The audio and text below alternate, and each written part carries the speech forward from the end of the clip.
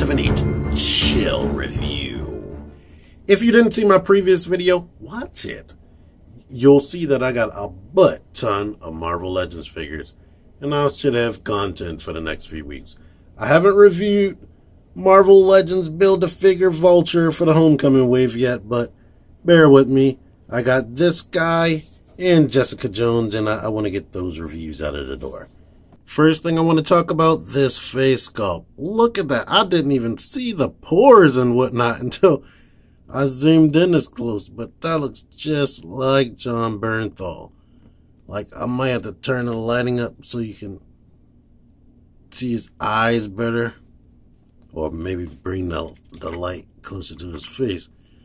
Only issue I have with him, and maybe Jessica, I'll see when I open it. The eyes look kind of watered down or watered out, depending on the light, but that is awesome. And look at the cuts on his nose and whatnot. That is awesome. They're stepping that game up as far as these face sculpts, and you can even see the shadow of his hair in the back of his head. That is awesome. The paint is good on this bulletproof vest. It's kind of faded on that side. Now, maybe that's screen accurate because he did paint it on there, but it is faded on the other side. I haven't paid attention, that close attention, in other reviews that I watched, but you have that. Other than that, I think he's mostly unpainted. He has on some nicely sculpted cargo pants. I believe this sculpt is specifically for him. I believe.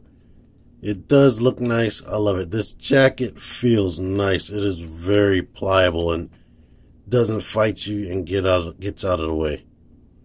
As you can see here, they put that tempo right there on the back of his legs.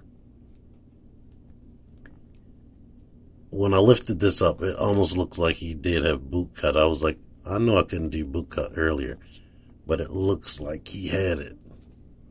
And it still does look like it. That's how good the sculpting is right there. He only comes with 2 trigger hands right there. For the 2 guns he comes with. One, a natural silver painted gun. Thank you Hasbro. And a black gun. Nothing super duper unrealistic. I love it. Thank you Hasbro for that. This gun is a little bit pliable, more pliable than the typical Marvel Legends gun, but it's cool. I love the way his boots are sculpted as well. That is awesome. But articulation, one disappointing thing. Let's take the guns out of his hands. He only has single jointed elbows. I mean, I guess I can't tell. It almost looks like it's getting more than 90 degrees, but I don't know. The jacket molding is in a way. It's just 90. Of course, he has the hand swivel, bicep swivel, and the shoulders lift up that high. The wrists move in and out.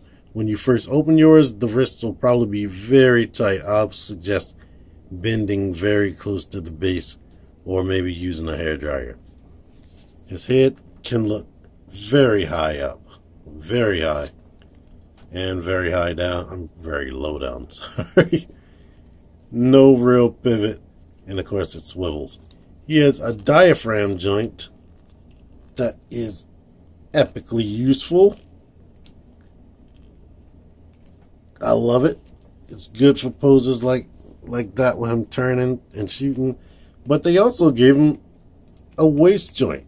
Or waist swivel. It's kind of redundant. He doesn't need it, but they gave him a waist swivel. When you can do that, you don't really need a waist swivel.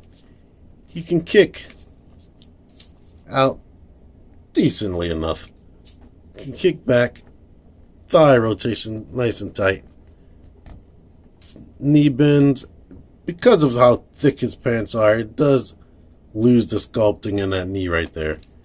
And he does have ankle pivot. That's not, it's not like a rotation swivel, so it's decent, but it's not as good as it could be. Punisher is a little tiny bit taller than the comic book Punisher, and of course he's taller than Peter Parker, and Rocket Raccoon. It would be weird as hell to see him and this Punisher together. I can't even imagine how that would work out. To show you, here's the new body with the Walgreens Punisher head on there. And that's not too bad, actually, because they added some extra shading to his face. I mean, he does have that Superman curl and whatnot. And to be honest, that head on this body doesn't look bad either. I don't know if he's this muscular, but that doesn't look bad. This face, I don't know how it looks right now, but that face looks so good in person. Like, so freaking awesome in person. Like, they've outdone themselves right here.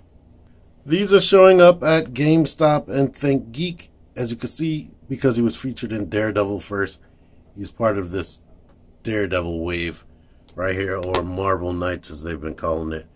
It's the Man-Thing Build-A-Figure. Excellent artwork right there on the side.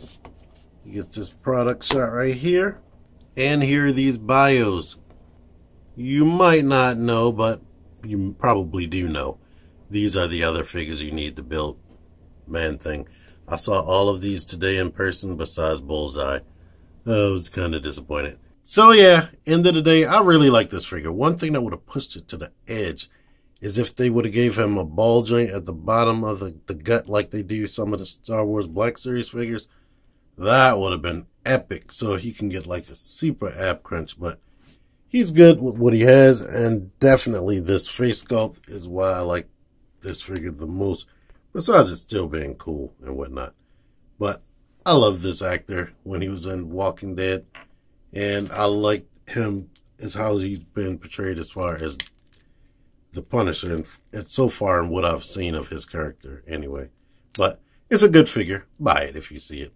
Anyway, if you like this video, let me know by liking the video, let me know by subscribing, and clicking the notification bell. Until next time, T-Man978 out of here. Thank you for watching.